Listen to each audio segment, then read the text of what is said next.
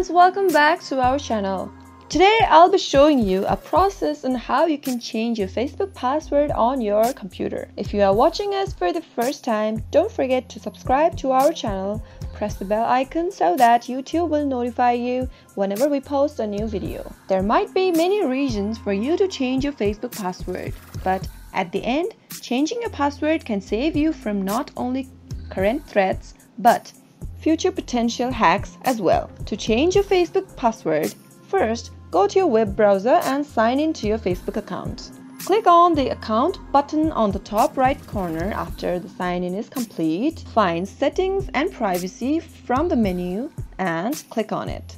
Go to the security and login option from the left hand side menu. After that, from the login menu, click on change password. You'll need to enter the current password to your account first. Now, type in a new secure and strong password.